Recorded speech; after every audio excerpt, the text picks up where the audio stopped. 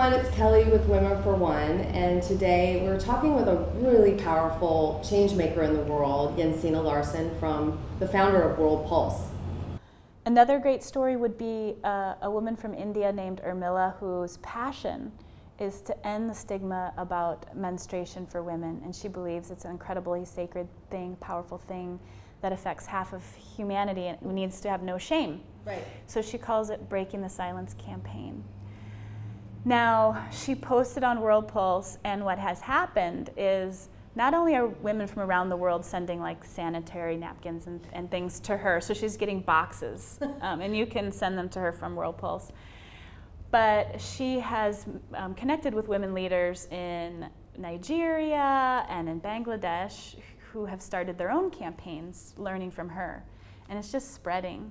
They're starting business enterprises around menstrual hygiene, but it's more about going into schools and telling girls that this is nothing to be ashamed of, this is something you should be proud of, and shifting their mindset away from shame. It's growing really, really fast. And she's on TV programs and how powerful. Won major awards recently because of her campaign. She's getting so resources, she's getting funding, she's getting moral support, and she's getting peers through World Pulse. Yeah. And I remember when you spoke at Emerging Women Live, I think what I was connected with the most, and you see all these speakers, and I remember the most was that visual you gave of all the sparks around the world, that know the lines of all of the different people around the world and cultures that are connecting. It was like a connective pulse of the world Pulse. Yeah. And I was like, that's what you're doing. It's true empowerment to have women start their own empowering campaign. I mean, that's what you talk about. It's just like a spark, right? Exactly. And do you find that, how do women deal with the fear, especially in the Congo, for example, of violence? Right. From speaking out and have that courage. Right. Have you been inspired by that? And also, how do they address that fear? So inspired.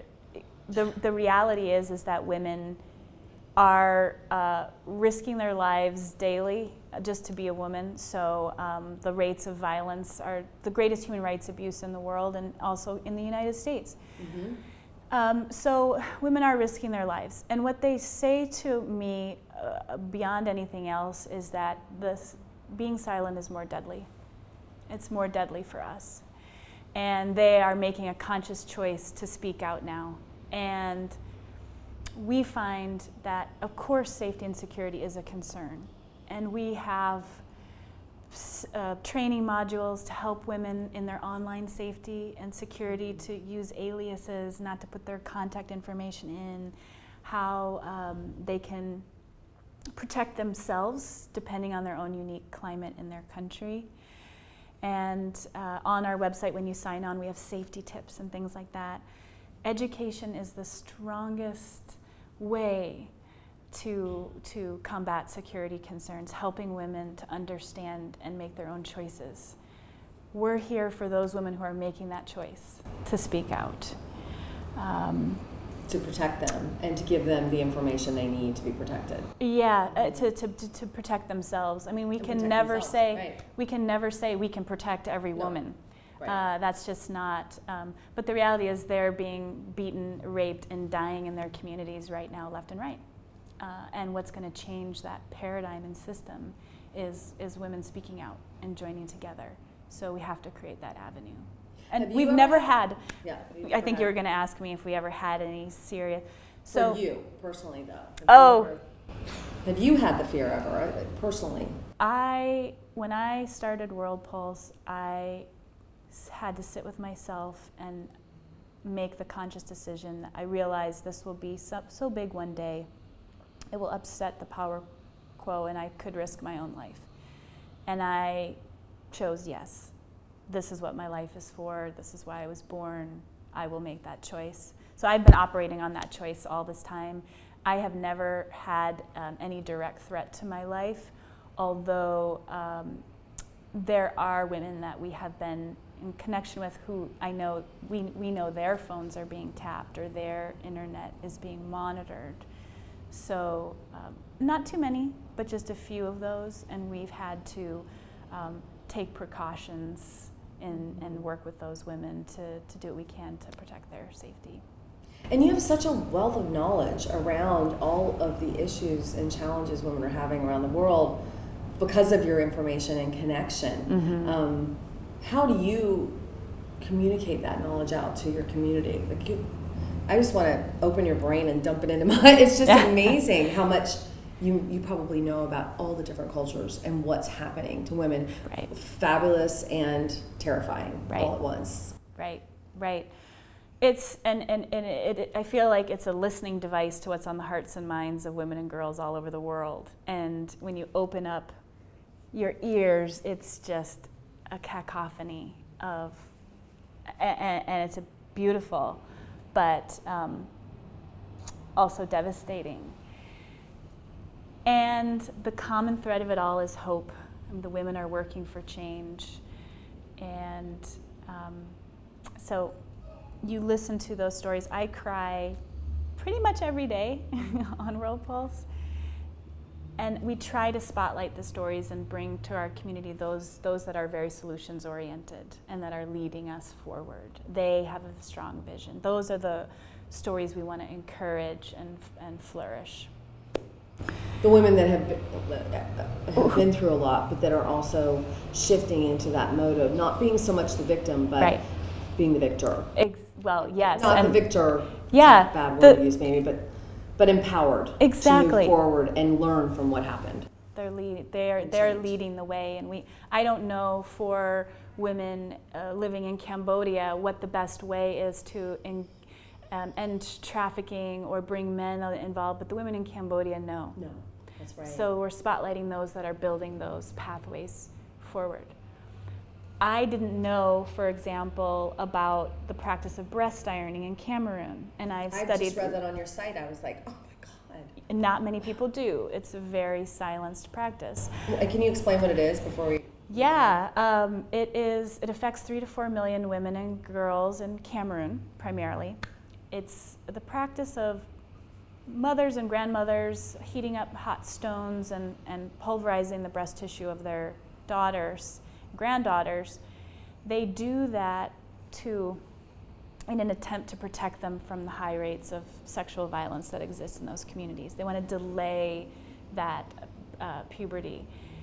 So, of course, it ends up having major health effects and tumors, but also deep emotional wound of the trust and bond in your parental figure.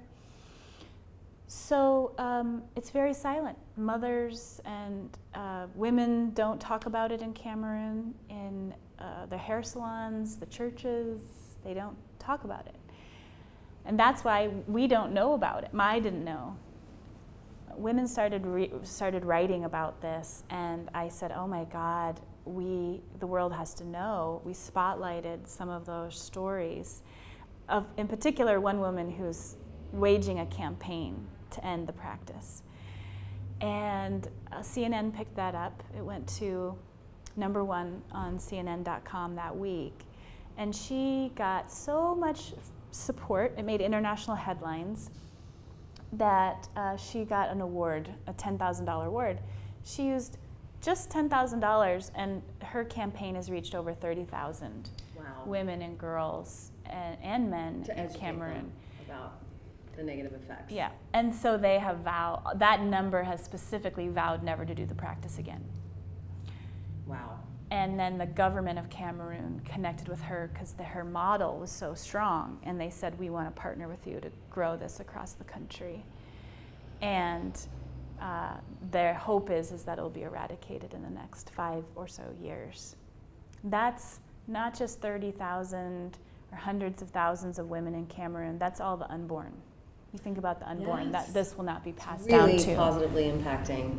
It's amazing because it's a second layer of violence. It's like the women are trying to protect from the first layer of violence. Yeah. By it's insidious is what I feel. Yes. Yeah. Violence causes coping mechanisms. Right, and women are trying to cope. But the main reason why it persists is because women aren't aware Right. that of the negative health effects that it can have and the negative social effects. It's just what they've done and what they've been taught being passed down. Right. I want to ask you, because I'm just so fascinated, about what your take is on Western women and how they see the world. Because you have a very different perspective, even from me. You have much more of a understanding of the atrocities and the powerful leaders in this world that are change makers. And seeing just somewhat of an average middle class woman in this country that would be on our community, somewhat like you said, stuck and searching, but not quite finding her voice or her passion yet. Right. To like the benefits of really understanding all the different cultures and all the different women that are another woman that's across the world that is just like her. Right. Because I find there's this culture in the Western world of loneliness, loss of passion in a different way, but it's still pretty intense. So I wanted to get your thoughts on that. I think that women in the West have a call to awaken to their own power every bit as much as women in other parts of the world. And I know, growing up myself, there in Wisconsin, in the rural United States, that there's a sense, what we get in our media, that it's just going to be a burden. There's so much to do. It's horrible, and what can I do? And if I connect with these women, they're just going to ask me for money, and I'm going to be tied, and then I have the obligation, and I can't measure up to her, and I don't have time, and I'm struggling in my own life. Right. There's this whole fog of what's blocking us from connection. And but the reality is, I want women to understand that women of the world are dying to connect with us, and they have a lot to give us, and it's gonna be an incredible flow. So we're gonna learn more. It's gonna enrich our lives with more sense of purpose, learning new ideas, new cultures, new friendships that will change our life. And I had to learn this the hard way myself because, like I said, I grew up very shy and kind of isolated. When I started World Pulse, I was like, I have this vision to connect women around the world. I don't know if I can do it. I tried, and as an entrepreneur, sometimes you feel very alone. And the website, women were starting to come on the website. And I was working late nights. I was just working myself into the ground and feeling like, I don't know if this is going to work. And the women started reaching out to me on Skype and ping, ping, ping. And one woman in particular said, Jensine, you must go Zoom off to bed. You're working too late at night. You need to rest. Don't worry. I'm carrying the flame. You go sleep.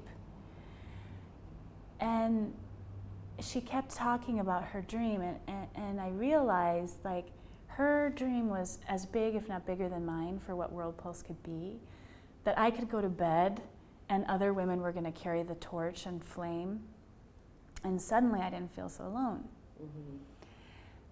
And since that day, I have realized that I just hold this one little piece and create the space for all the other women to come a part of this, and we're stronger together.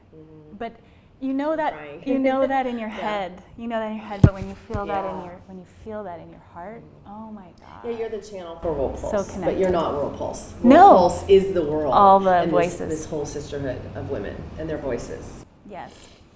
When I travel around the world, so funny, but I'll meet women from Rwanda, which has 60% women in parliament now. We are at really? Barely 20% in the United States for our legislative body. Oh yeah, over 50%. And they'll say to me, you're from the United States, oh my goodness, we're here for you. We know you've got such a problem with the childhood obesity and the incarceration of so many of your people, and we're here for you. So there's that awareness, like, we don't have it all figured out here. No, and we're going to figure it out. We're fed that by the media a lot. Like, we need to help the other women in the world because we have it all together. You know, I don't agree with that at all. That's a beautiful way to say it, though, with the Wonder Women, because they're holding that space for us. Exactly. You and know? they're there for us if we turn around and see them. Another woman from Kenya said to me, so powerful. She said, I feel like the women of the United States are sitting in their easy chairs, but their backs are turned to us. And so perfect. And they don't see us, and all we want is just for them to turn around and see us. So if you spend a little bit of your time connecting with women around the world, listening to what's happening in their world, not only is your life going to change and get richer, but we're going to change the world a lot faster.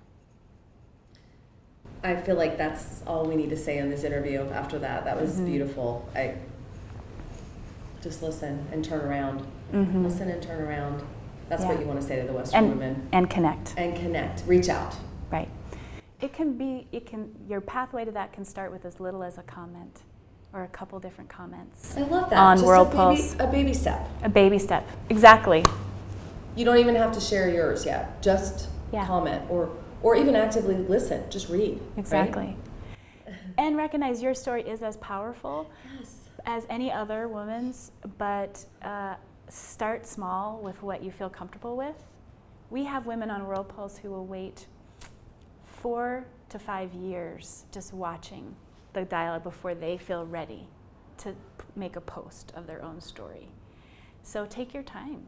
Well, I remember when I started Women for One, I just wanted to write. I remember the first story I wrote, and I was terrified.